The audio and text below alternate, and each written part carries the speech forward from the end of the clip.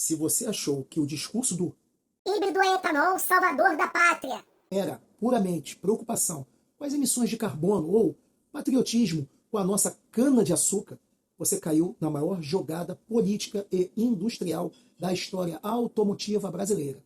O que as montadoras tradicionais estão fazendo nos bastidores não é transição energética, é compra de tempo, enquanto marcas asiáticas despejam bilhões em plataformas elétricas dedicadas de última geração.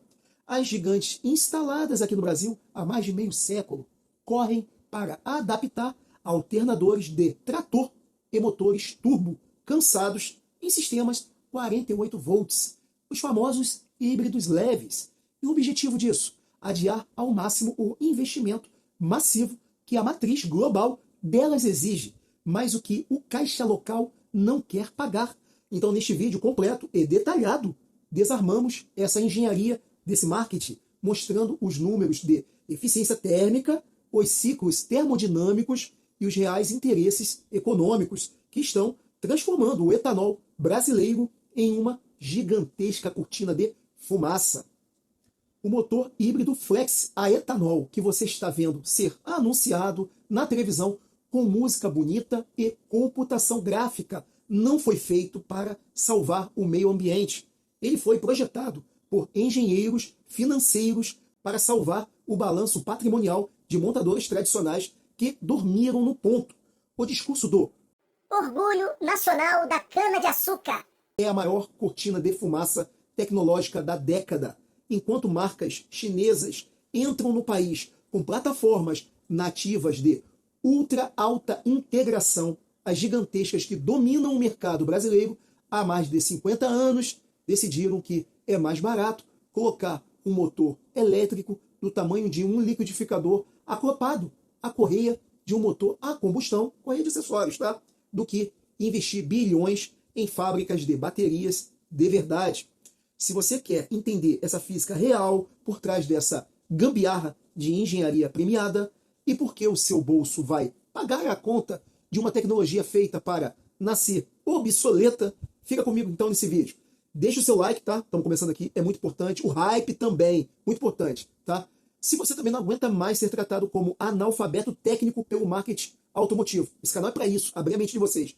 Inscreva-se se você não for novo, se o seu foco é mecânica real, sem rabo preso com montadora. E vamos direto ao que interessa. Para entender o tamanho do absurdo, já até falei em alguns outros vídeos, precisamos parar de ler folheto de concessionária e abrir livro de física. Vamos analisar o que acontece quando você tenta misturar dois mundos opostos sobre o pretexto de Solução sob medida para o Brasil. as montadoras tradicionais defendem que o etanol compensa sua menor densidade energética através da pegada de carbono neutra no ciclo well to hell, que é do poço à roda. Até aí, a matemática ecológica fecha. O plantio da cana absorve CO2, que o escapamento que vai sendo liberado em carros, né? Lindo. O problema começa quando essa molécula de combustível entra na câmara de combustão de um motor projetado para rodar com duas substâncias químicas de propriedades termodinâmicas completamente distintas. Por exemplo, o nosso etanol puro, que é chamado de E100, exige uma razão estequiométrica de aproximadamente 9 para 1, que é 9 partes de ar para uma de combustível, enquanto a gasolina pura exige algo em torno de 17 para 1. Além disso, o calor latente de vaporização do etanol é quase 3 vezes maior que a gasolina. Para o combustível vaporizar e queimar direito, ele precisa tirar o calor da própria câmara. Em motores de ciclo Otto convencionais, adaptados para serem flex, os engenheiros precisam adotar uma taxa de compressão chamada de meio termo, geralmente entre 11,5 para 1 a 12,5 para 1. E aqui está o primeiro crime da engenharia. Uma taxa de compressão 12 para 1 é alta demais para a gasolina, de baixa octanagem, gerando detonação. É o famoso bater pino, corrigido pelo atraso do ponto de ignição via sensor de detonação, e baixa demais para extrair a eficiência real do etanol, que renderia muito mais se operasse então em taxas de 14 por 1 ou mais. Quando você pega esse motor flex ineficiente por natureza e o transforma em um carro híbrido, o que a engenharia, então, de custo fez? Em vez de desenvolverem um motor dedicado que opere estritamente no ciclo Atkinson, que é do Corolla, ou ciclo Miller, onde a válvula de admissão fecha mais tarde para garantir uma expansão maior do que a compressão e elevando então a eficiência térmica para perto dos 40%, as montadoras pegam o mesmo motor, tá? 1.0 antigo, turbo agora, 3 cilindros, que já está na linha de montagem, mudam o mapa de injeção e batizam de Revolução Verde. Vamos dar nome aos bois e olhar o hardware, tá? O mercado brasileiro foi inundado pelos chamados sistemas MHEV, que é Mild Hybrid Electric Vehicle, ou híbridos leves. Se você abrir o capô de um desses carros nacionais recém-lançados, você não vai encontrar um motor elétrico de tração robusto acoplado ao eixo ou dentro da transmissão. Você vai encontrar um chamado BSG, que é Belt Driving Start Generator. O que acontece com isso? Existe um motor a combustão, tá? Existe a correia de acessórios aqui do lado e um alternador robusto chamado BSG de 48 volts acoplado, gerando ali uma tensão, tá? Para uma bateria de lítio acoplada atrás do banco do motorista. Esse motor elétrico microscópico, porque é um alternador, gera gloriosos 10 a 15 cavalos de potência e uma bateria de íons de lítio com uma capacidade minúscula, tá? Inferior a 1 kW. Menor até que bateria de algumas bicicletas elétricas vendidas no Mercado Livre. Qual é a função real desse sistema na dinâmica veicular? Para que vocês possam entender. Ele não tem torque nenhum e nem potência para tirar esse veículo da imobilidade, usando apenas a sua energia elétrica. Para que ele vai servir? Apenas para suavizar aquele famoso sistema start-stop, segurar a carga dos sistemas periféricos, como ar-condicionado, que é elétrico, direção elétrica, quando esse motor vai desligar no semáforo e dar, então, um empurrãozinho hidrodinâmico em rotações extremamente baixas, reduzindo marginalmente o esforço do motor térmico durante transições de carga. Ou seja, como ele é bem parrudo e tem uma carga de 1 kW ali ou menos, ele garante ali toda essa carga elétrica no carro, evitando o esforço do motor. Então, o ganho real de consumo homologado no próprio ciclo do Inmetro gira em torno de 8% na melhor das hipóteses, e apenas em uso puramente urbano, no anda e para. Na estrada, esquece ele. Você somente estará carregando o peso morto dessa bateria de lítio do inversor. Não vai servir mais para nada, porque ele não vai desligar. Vocês estão entendendo? E ainda vai operar com um motor a combustão queimando o etanol, tá? Com uma eficiência térmica medíocre de menos de 30%. Mas aí nós temos aquele marketing verde, né? Vendendo como Tecnologia híbrida premium nacional. o cliente compra, então achando, muita gente é leiga, né? Está levando um sinônimo de engenharia aeroespacial e recebe uma assistência de partida em 48 volts, que custará uma fortuna para ser substituída quando a garantia também expirar. Porque essa arquitetura mecânica tão limitada virou a bandeira principal do topo da cadeia automotiva no Brasil?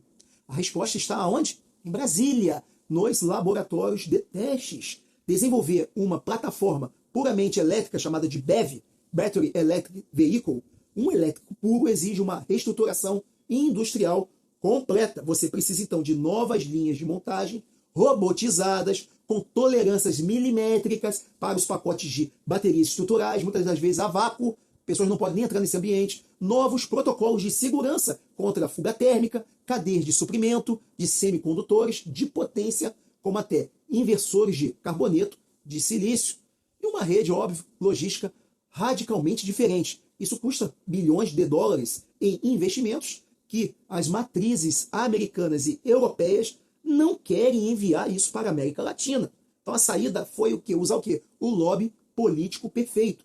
Usar a gigantesca e influente bancada do setor sucroenergético brasileiro como escudo protetor. Então as montadoras se aliaram aos produtores de etanol para criar uma narrativa imbatível para o nosso governo. Então vamos lá. O carro elétrico puro destrói empregos no campo, exige uma infraestrutura de recarga que o Brasil não tem e depende de minerais que nós teremos que importar. O etanol já está pronto, gera empregos locais e limpa o ar hoje e para sempre. Com essa narrativa, aprovam-se incentivos fiscais regionais, aprovam-se leis no legislativo, reduções de IPI para eletrificados com combustível renovável e barreiras tarifárias pesadas, que é o imposto de importação progressivo, contra carros elétricos puros que vinham de fora com preços competitivos. O resultado você já está vendo aí, né? Muito prático. O mercado brasileiro ficou artificialmente isolado da evolução tecnológica global no mundo inteiro. O consumidor nacional é forçado, então, a pagar o preço de um carro de última geração para levar para casa uma mecânica dos anos 2000, atualizada com um verniz eletrônico. É o protecionismo industrial disfarçado de consciência ecológica. Mas agora, vamos falar de oficina mecânica, que é onde a cortina de fumaça se desfaz em fumaça preta e óleo contaminado. O uso do etanol em sistemas híbridos convencionais, que é o HEV Corolla, né? Ou plug-in PHEV, que é o Raval, e o Song Plus, traz um desafio de engenharia química que as marcas fingem que não existe. A contaminação do lubrificante por água e combustível não queimado. Em um carro híbrido de verdade, que não é o leve, tá? O motor a combustão liga e desliga dezenas de vezes durante um trajeto urbano, correto? Ele é acionado apenas quando a bateria atinge aquele limite inferior, o que você programa lá, né, de carga, tá? Ou então o motorista também exige aquele torque máximo pisando fundo no acelerador, de repente por uma ultrapassagem. Então vamos lá, imagina a cena mecânica. O veículo está rodando silenciosamente no modo elétrico, tá? 50 km por hora. O motor a combustão está completamente frio, com óleo lubrificante no fundo do cárter. Tá? Isso acontece, tá? Se o cara está andando no modo totalmente elétrico, a temperatura ambiente de 25 graus aqui no ambiente deixa esse óleo nessa temperatura. E de repente, você precisa fazer uma ultrapassagem rápida e afunda o pé no acelerador.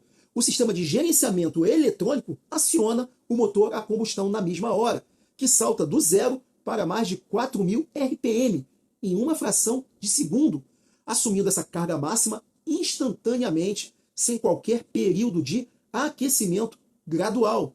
Se esse motor estiver abastecido então com etanol, o desastre físico é acelerado. O etanol tem um ponto de ebulição mais alto que a gasolina e também exige muito mais calor para vaporizar, como eu falei no início do vídeo.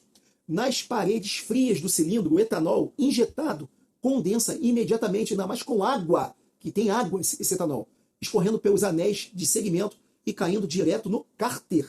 Uma vez no cárter, ele se mistura com quem? O óleo lubrificante. Como o motor híbrido liga por períodos muito curtos, o óleo raramente atinge sua temperatura ideal de trabalho, que é acima de 90 graus Celsius, que seria necessário para evaporar essa água e o combustível contaminante através do sistema de ventilação do próprio cárter, que é chamado de PCV. Com o tempo, o óleo lubrificante sofre quebra de viscosidade e formação de borra. As bronzinas de Biela e de Mancal, projetadas para operar sob uma película hidrodinâmica perfeita, começam a sofrer atrito metal com metal em partidas a frio sob carga máxima.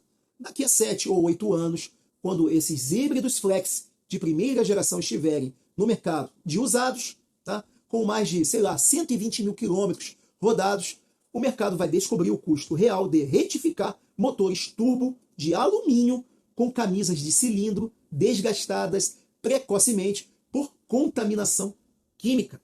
Enquanto o consumidor brasileiro discute se o etanol é melhor que a energia solar, que chega a ser um absurdo essa comparação, o que está acontecendo no resto do mundo, né? As plataformas de carros elétricos puros estão evoluindo para arquiteturas agora de 800 volts, com baterias de estado sólido ou mesmo químicas de sódio, eliminando a necessidade de elementos caros como o cobalto, reduzindo o custo de produção de um veículo elétrico para patamares inferiores aos de um carro a combustão equivalente nosso nacional. Então as montadoras tradicionais instaladas aqui no Brasil sabem que o futuro global é 100% elétrico, não tenham dúvida disso. Elas não são bobas.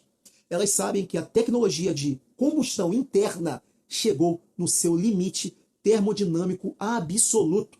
Nenhuma engenharia no mundo vai fazer o motor a pistão atual passar de 35 a 40% de eficiência térmica prática, enquanto o motor elétrico trifásico síncrono de ímãs permanentes passa facilmente dos 90 a 95% de eficiência na conversão da energia elétrica que está no PEC para o torque mecânico. A estratégia do híbrido flex é puramente financeira. Amortizar o maquinário antigo das linhas de produção. As linhas de estamparia de blocos de motor, usinagem de virabrequins, montagem de cabeçotes e transmissões automáticas convencionais já estão pagas há décadas, há anos. Então, eles querem aproveitar essas linhas. Cada ano a mais que essas fábricas continuam produzindo esses motores antigos a combustão interna aqui no nosso país, é um ano a mais de lucro puro extraído de um mercado emergente, sem a necessidade de gastar bilhões de dólares na reconversão industrial para a era da eletrificação pura. Então, o híbrido flex a etanol é o telefone fixo com identificador de chamadas, sendo vendido como inovação tecnológica na era do smartphone. Que absurdo, né? Ele quebra o galho? Sim. Resolve o problema imediato de emissões locais? Sim. Mas não passa de uma sobrevida artificial para uma tecnologia que está com os dias contados globalmente. No final de contas, o híbrido flex nacional entrega exatamente o que as montadoras queriam, que você ficasse preso nessa mesmice. Ela mantém você preso também ao posto de combustível, que maravilha, né? Depende da volatilidade do preço da bomba, né? De taxa, do dólar do barril, enquanto vende a ilusão de que você está pilotando o futuro da engenharia automotiva tupiniquim. Eles criaram o carro perfeito para quem quer parecer moderno, mas tem pavor de mudar. Tem muita gente aqui no canal que fala que não vai nunca ter um carro elétrico. Agora, a pergunta que eu deixo para você colocar aqui nos comentários. Quero também, pessoal aí do motor a combustão, tá? Você prefere colocar o seu dinheiro, então, suado em um híbrido flex leve de 48 volts, sabendo que ele carrega toda a complexidade mecânica de um motor turbo complexo e a manutenção futura de um sistema de um carro caro? Ou você acha que o mercado brasileiro deveria, então, pular essa etapa e ir direto para a eletrificação nativa, nossa mesmo, de verdade? O que você pensa? O que pesa mais para você? A facilidade de abastecer com etanol? Isso tem, né? A nossa cana. Ou o fantasma da manutenção de longo prazo desse casamento forçado entre o etanol, tá, e esse híbrido leve de 48 volts? Deixe o seu comentário aqui embaixo, porque eu respondo, tá, a quase todos, tá? Principalmente nas primeiras horas do vídeo. Não esquece, então, de compartilhar esse vídeo naquele grupo da família de WhatsApp, onde tem sempre uma galerinha que jura que o híbrido flex é a 8ª maravilha do mundo. Um forte abraço. Ah, antes, tá? Não esqueça de ver também o link de afiliados. Eu deixo aqui vários acessórios para quem tem carros elétricos, também o BD2 para quem tem carros a combustão, tá ok? Não esqueçam antes de sair também daquele hype, é muito importante. Se você gostou do vídeo, dê aquele hype. Vou também deixar aqui 2 vídeos para aumentar o conteúdo técnico de vocês. Um grande abraço e até o próximo vídeo.